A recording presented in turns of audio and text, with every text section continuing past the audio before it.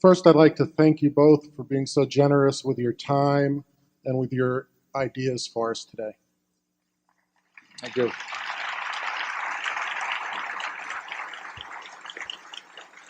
We get paid by the hour, so it. Well, I'll try and talk quickly then.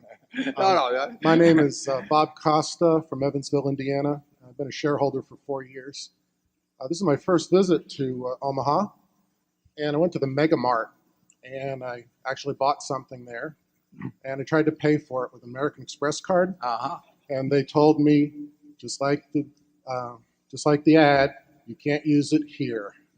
I hope you both comment on that, or at least one of you.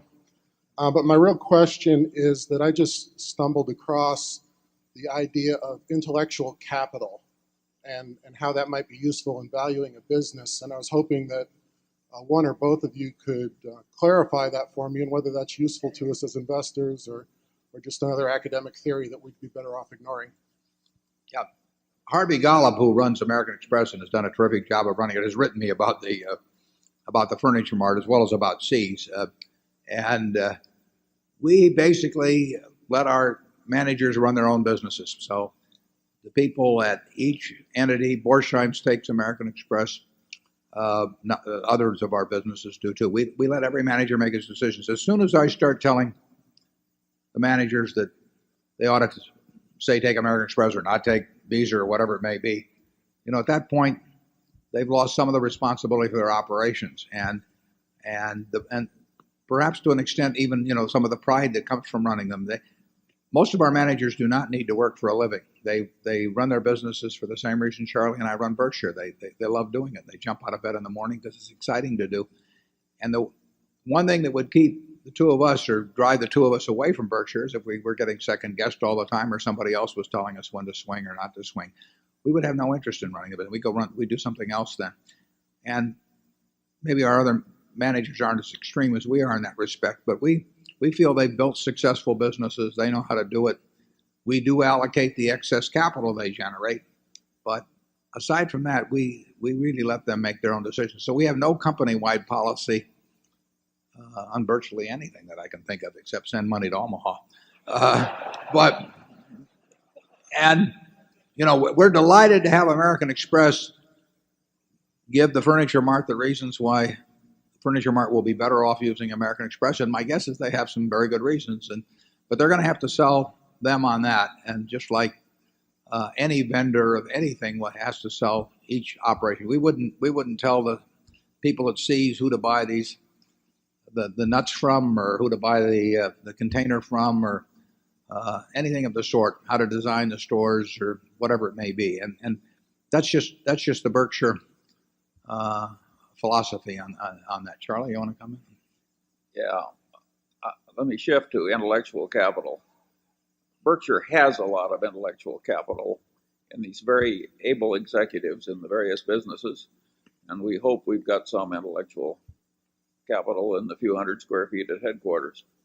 But we are not in the business of designing oil refineries with armies of engineers or developing software with armies doing complicated accounting work all over the world. We just haven't drifted into that kind of a business. And intellectual capital has gotten to be a new buzzword because we've now developed huge businesses like Microsoft, which really didn't exist on that scale not so very long ago. And so people have suddenly realized, my God, there's really a lot of money in aggregation effects and momentum effects when you get a bunch of really bright people working in the same direction. And that's what's made the concept so fashionable. By and large, we've avoided the field. Again, it's hard for us to understand. Yeah, we've looked for brains and energy and integrity in people that we work with. And if you get that combination and you're in a decent business, you're going to own the world. And whether you call it intellectual capital or anything, you can stick the names on. And that's who we try to associate with. I mean, it's a lot easier than doing it yourself. And when we get in our own businesses. You saw that group there at the end of the movie. I mean, that's a huge asset to Berkshire.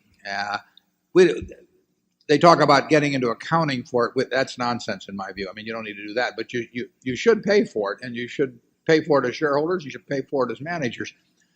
When we get people, whether it's Tom Murphy or Al Zane at Gillette or Roberto Goizueta or Michael Eisner, I mean, those people have added billions of dollars of value, and it's just, that's who we want to be associated with, and we don't want to be associated with the mediocre managers because the difference is huge. But we don't go through an elaborate exercise. We just recognize the people that have got those. We try to recognize the people that have got those qualities, and then if they're in a good business and they've got those qualities, we want to take a big bite. But take intellectual capital. People think patents. They think copyrights. Patents and copyrights have gotten to be way more valuable as a percentage of the investment assets of the world. And so people are very much more interested in intellectual capital. Think of the great drug companies and how small they were 20 years ago, and how everything they have is basically intellectual capital. It's the few products that really work that have the patents. But by and large, we're not in drug companies. No, but there are different forms of it. As Charlie said, there's businesses you sort of think of that way as their whole being intellectual capital. But I would argue that when Roberto Goizueta 15 years ago saw how to make the future of Coke, same product, dramatic, and basically the same system, although it required some changes, but saw how to make that dramatically more valuable by doing a lot of little things over a long period of time and doing them consistently and not getting his eye off the ball. Michael Eisner did the same thing. Disney hadn't gone anyplace, in the 15 years or so after Walt died. Now, we all knew who Mickey Mouse was and everything, but Michael really saw what the future should be, and he still does. And how you say it's easy when it's all over, but how many people were doing something about it at the time? The place was languishing basically 15 years ago. They had the assets, and to me that's it's different than what Bill Gates does or Andy Grove does, but it's our form of intellectual capital, and it's one we can understand better. Zone, what do we have? 3.